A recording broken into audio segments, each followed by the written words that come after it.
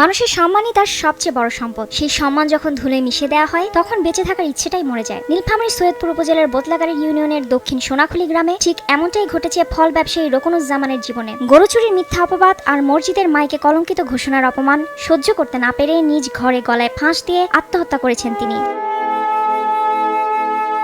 প্রতিবেশী আব্দুর রশিদের একটি গরু হারিয়ে গেলে পরে তা উদ্ধারও হয়, কিন্তু চুরির অপবাদ দেওয়া হয় রোকনুজ্জামানকে। গত শুক্রবার স্থানীয় সালিশে তাকে ও তার বাবাকে ঘন্টার পর ঘন্টা আটকে রেখে ২,২০০ টাকা জরিমানা এবং সাদা কাগজের স্বাক্ষরও নেওয়া হয়। এতেও ক্ষান্ত হয়নি প্রতিপক্ষ। পরদিন সকালে মসজিদের মাইকে ঘোষণা দেওয়া হয় রোকনুজ্জামান ও তার পরিবার চোর, কারো কিছু হারালে তাদের ধরবেন। এই লজ্জা ও ক্ষোভে শনিবার দুপুরে নিজ ঘরে আত্মহননের পথ বেছে নেন তিনি।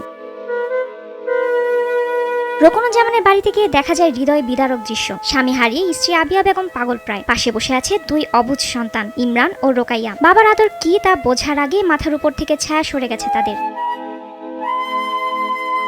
ছেলের মৃত্যুর ঘটনায় বাবা জহিরুল ইসলাম ৭ জনের বিরুদ্ধে আত্মহত্যার প্ররোচনার মামলা করেছেন, কিন্তু আশ্চর্যের বিষয় হলো মামলার ৫ দিন পার হলেও পুলিশ কাউকে গ্রেফতার করেনি। উল্টো আসামিরা পলাতক থেকেও পরিবারটিকে মামলা তুলে নেওয়ার জন্য হুমকি দিচ্ছে। আসামি কেন ধরা হচ্ছে না? আজকে 5 দিন হয়ে গেল, কিন্তু আসামি কেন ধরা হচ্ছে না? প্রশাসন কি করে? এই আমার সবা ভাই এলা মানুষ ষড়যন্ত্র করে এলা করলে বা এর বিচার করেন বা এর বিচার করেন। আমরা শুধু আমার ভাইয়ের বিচার চাই। আমার ভাই আমাদের কোনো কিছু হইলেই সব সময় ডাক দিতে, এখন তো আমাদের সেই ছাড়টার আমাদের মাথায় নেই। কে আর বোন বলে ডাকবে? মাইকে অনেক অনেক কথা বলছে, ওরা সকালে মাইকিং করছে, আমার ভাইয়ের নাম বলছে, আমার বাবার নাম বলছে, যারক সন্তান বলছে, কোনো কিছু হারাইলে আমার ভাইকে ধরবে, এটা করবে সেটা করবে, অনেক কিছু বলছে আমার ভাইয়ের কথা। আমার ভাই কিন্তু ব্যবসায় চলে যেত, কিন্তু এই মাইকিং করার ক্ষেত্রে আর যাইতে পারে নাই।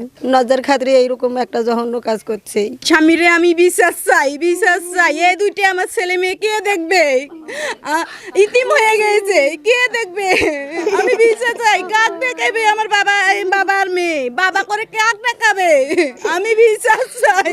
সৈয়দপুর থানায় ভারপ্রাপ্ত কর্মকর্তা বলেন, আসামিদের গ্রেফতারের চেষ্টা চলছে। বিষয়টা তদন্ত চলছে। আসামি করা হয়েছে ৭ জনকে। আমরা তদন্ত করছি।